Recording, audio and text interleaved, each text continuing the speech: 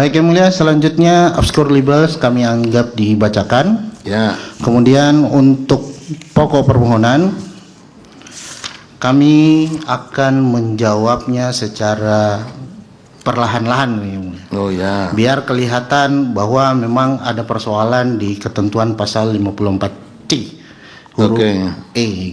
Seperti itu yang mulia. Pertama, pada tanggal 22 ada dua pasangan calon yang mendaftarkan sebagai peserta pemilihan.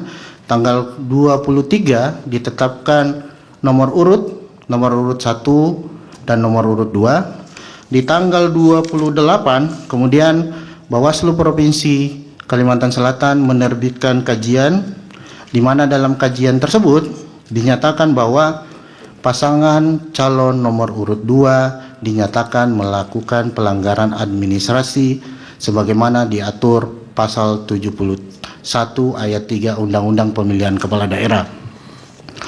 Selanjutnya, pada tanggal 29, kajian tersebut disampaikan oleh Bawaslu Provinsi Kalimantan Selatan kepada KPU Provinsi Kalimantan Selatan, yang kemudian diteruskan kepada termohon sebagai penyelenggara pemilihan wali kota dan wakil wali kota Banjarbaru tahun 2024.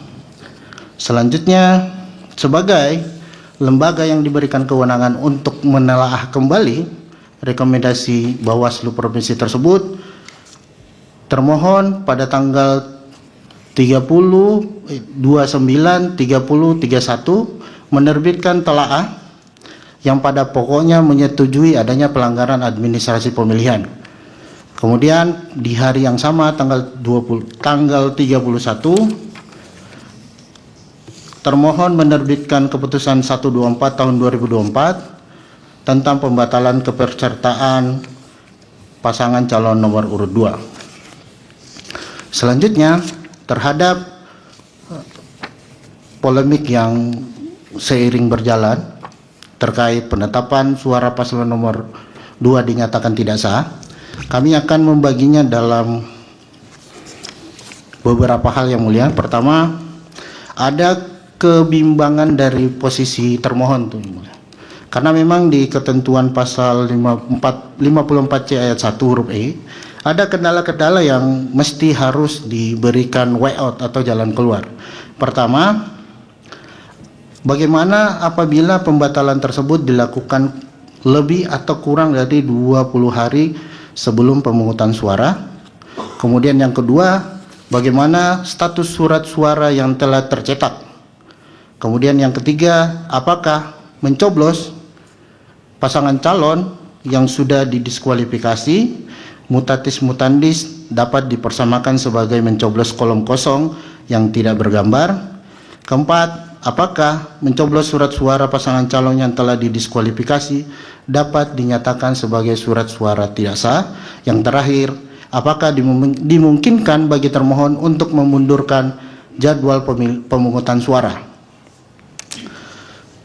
Karena relatif pilihan-pilihan tersebut kami berpotensi mendapatkan keberatan dari berbagai pihak yang mulia. Selanjutnya, pilihan untuk mencetak surat suara.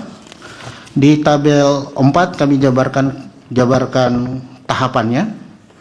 Itu paling tidak kami membutuhkan sekitar 3 bulan sampai dengan surat suara terdistribusi ke tingkat TPS. Kemudian di tabel 5 kami jabarkan juga biaya atau anggaran yang dibutuhkan untuk percetakan surat suara. Kemudian dari sisi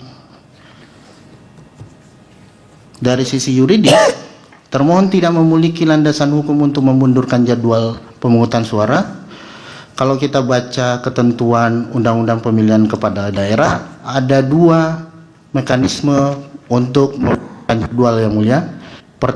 Ada pemilihan lanjutan dan pemilihan susulan.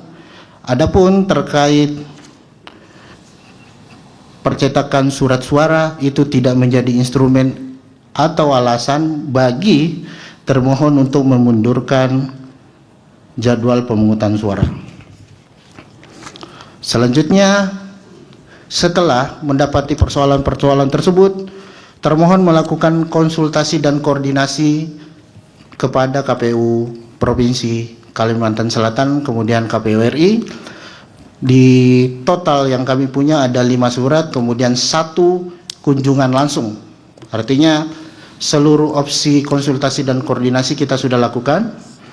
Kemudian pada tanggal 23 November turun SK 1774 yang pada pokoknya menyatakan bahwa suara pasangan calon yang sudah didiskualifikasi dinyatakan sebagai surat suara tidak sah. Ya. Kemudian terhadap standing atau posisi termohon untuk menjalankan keputusan 1774 juga diaminkan oleh ahli kami yang mulia. Ada 3 orang. Tadi sudah kami sampaikan Hairul Fahmi, kemudian ada Ida Budiati segala itu ya. Seperti itu yang mulia. Saya sudah baca soalnya. Baik yang mulia. Terima kasih yang mulia sudah dibaca. Ya, kita speed reading namanya. Membaca cepat itu sudah terbiasa. Di dunia ini yang speed readingnya paling cepat Bill Clinton. Itu ada penelitian. Saya di bawahnya Bill Clinton. Ya, terus lanjut. Baik yang mulia. Kemudian dari posisi itu kemudian kami dalam posisi untuk melaksanakan keputusan tersebut. Selanjutnya terhadap dalil pemohon yang menyatakan adanya penghilangan hak pilih right to vote warga Banjarbaru, kami tolak untuk seluruhnya karena prinsipnya secara terminologi dan secara faktual termohon tidak pernah menghilangkan hak pilih warga negara yang mulia. Ya. Karena pemilih datang ke TPS kami layani, kemudian masuk dan memberikan hak pilihnya. Tapi habis itu suaranya dianggap tidak sah. Itu secara teknis begitu. Oke, ya. Kemudian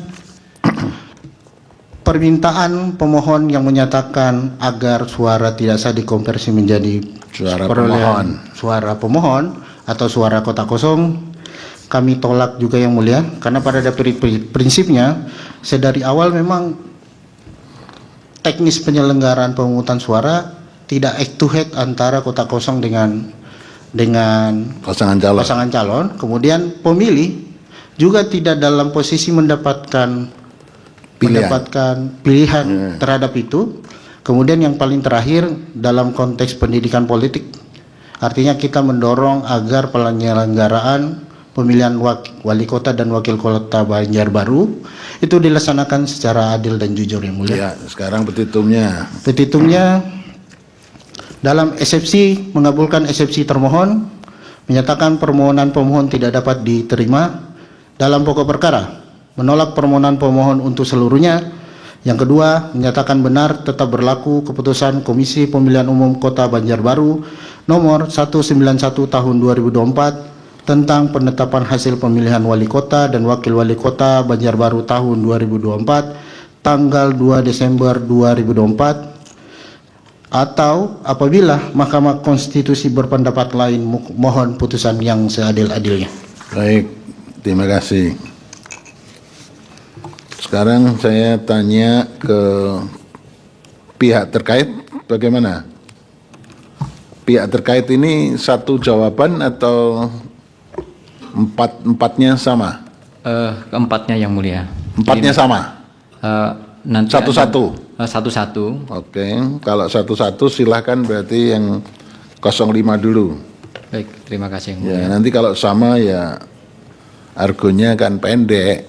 Ya, kan? Cuman dari Merdeka Barat sini sampai ke Monas, tapi kalau 4 sampai ke Blok M gitu kan. Ya kan? Ya silakan. Baik, assalamualaikum warahmatullahi wabarakatuh. Waalaikumsalam. Silakan. Langsung ke kewenangan yang mulia. Ya. Bahwa kami juga menyampaikan bukti epidefit ya, Pak ya.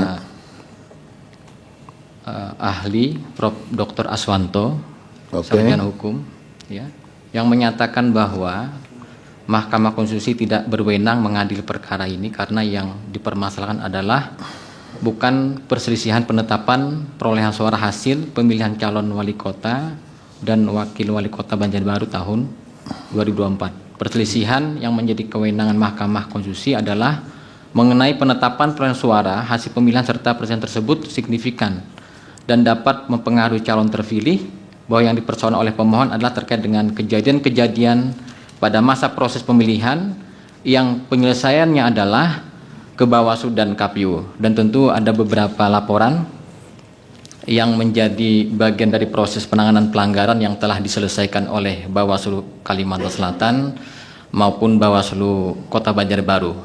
Tentu itu nanti akan disampaikan oleh pihak pemberi keterangan, ya, Bawaslu Kota Banjarbaru maupun Bawaslu Provinsi Kalimantan Selatan. Kalau boleh saya sampaikan yang mulia, ada 8 laporan yang tentu sudah ditangani oleh Bawaslu Provinsi Kalimantan Selatan bahwa calon terdiskualifikasi pertama adalah telah melakukan black campaign terhadap pasangan 02 yang itu langsung dilakukan oleh Aditya Mukti Arifin. Lalu kemudian yang kedua, terlapornya adalah petahana, ya, yang terdiskualifikasi, yaitu terkait dengan money politik, ya, pembagian sembako di Guntung Manggis. Yang ketiga, terkait dengan pengurusakan alat peraga kampanye, yang tentu terlapornya adalah pasangan calon terdiskualifikasi. Lalu kemudian terkait dengan mobilisasi ASN atau netralisasi ASN, dan itu terlapornya adalah pasangan calon terdiskualifikasi. Lalu kemudian ditindaklanjuti oleh Bawaslu, direkomendasikan ke Komisi ASN, ya, atas nama Rohyat Riyadi, Kemas Ahmad Rudi, dan Hidayatul Rahman dan Yanto Hidayat. Kemudian yang kelima, mobilisasi ASN, ya, terkait dengan netralisasi ASN. Jadi ini terlapornya adalah Kepala Bidang Perikanan atas nama Anwar Fauji, lalu kemudian dihentikan oleh Bawaslu.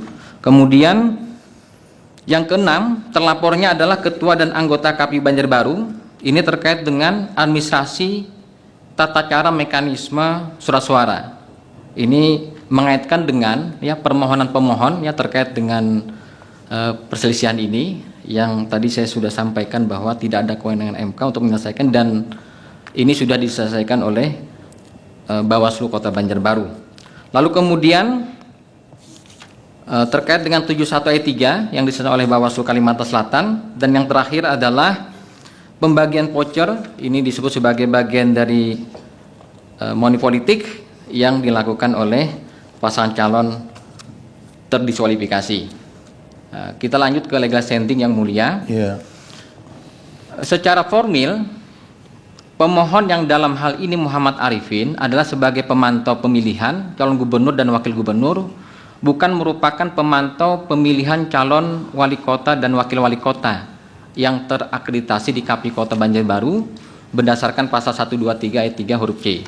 Lalu kemudian tentu secara material pemilihan Kota Banjarbaru tidak ditetapkan sebagai pemilihan melawat kota kosong. Maka pemantau pemilihan dalam konteks permasalahan ini tidak terdapat dasar dan alasan yuridis yang kuat untuk mendapatkan kedudukan hukum untuk mengajukan pembatalan hasil pemilihan berdasarkan, tentu ini diperkuat dan ditebalkan oleh bukti epidepit ahli dari Dr. Heru Widodo Esa M.Hum yang mulia. Oke. Kemudian terkait dengan absur bahwa materi permohonan pemohon yang seluruhnya itu adalah mengenai dugaan pelanggaran yang terjadi selama proses pemilihan, yakni terkait dengan ketidakprofesionalan penyelenggara pemilihan. Semestinya itu tentu sudah diselesaikan oleh melalui mekanisme pelaporan maupun hasil temuan oleh pengawas pemilihan. Kemudian menuju pokok permohonan yang mulia, ada 4 hal yang akan kami jawab. Hampir sama dengan termohon ini, atau yang beda saja yang disampaikan? Baik yang mulia.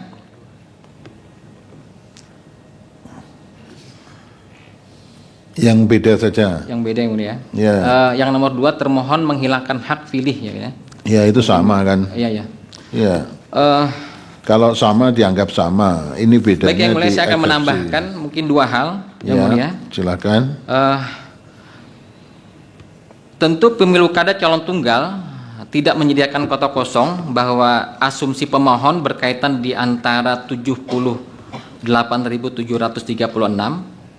secara suara tidak sah itu, yang kemudian dia mengklaim tidak menutup kemungkinan adanya suara pemilih yang mencoblos kolom paslon nomor 2 yang terdiskualifikasi, yang seharusnya dinyatakan sebagai suara kolom kosong sebagai konsekuensi hukum pemilihan diselenggarakan dengan calon tunggal. Lalu kemudian, yang mulia, pihak terkait juga dapat mengasumsikan terbalik oleh pihak terkait dengan kemungkinan suara pemilih juga mencoblos nomor 1.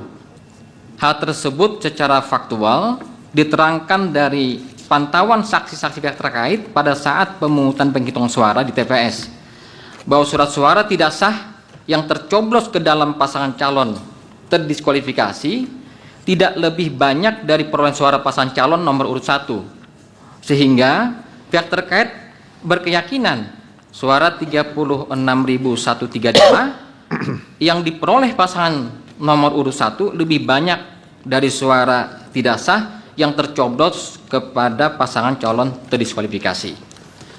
Nah, selanjutnya yang terakhir, Bu, yang mulia. Ya. Terkait dengan menetapkan suara tidak sah sebagai suara sah kolom kosong dan pelaksanaan pemilu kada Kota Banjarbaru diambil alih oleh KPU RI. Tentu sebagai pihak terkait sebaliknya juga akan merasa sangat dirugikan, yang mulia, dan meminta keadilan konstitusional di mana telah ditetapkannya pihak terkait secara sah sebagai pemenang oleh termohon. Berarti juga hak konstitusional warga negara yang telah memilih pihak terkait juga perlu dijaga dan dipertahankan. Terima kasih, yang mulia. Ya, sekarang petitumnya, silakan. Berdasarkan uraian sebagaimana tersebut di atas, pihak terkait memohon kepada Mahkamah Konstitusi untuk menjatuhkan putusan sebagai berikut. Dalam eksepsi, pertama, mengabulkan eksepsi pihak terkait. 2, menyatakan permohonan pemohon tidak dapat diterima. Dalam pokok perkara, pertama, menolak permohonan pemohon untuk seluruhnya. Yang kedua, menyatakan sah dan tetap berlaku keputusan Komisi Pemilihan Umum Kota Banjarbaru nomor 191 tahun 2024 tentang penetapan perolehan suara hasil pemilihan calon wali kota dan wakil wali kota Banjarbaru tahun 2024 bertanggal 2 Desember 2024 pukul 22 WITA. Demikian, yang mulia, itu yang dapat kami sampaikan. Assalamualaikum warahmatullahi wabarakatuh. Waalaikumsalam. Terima kasih.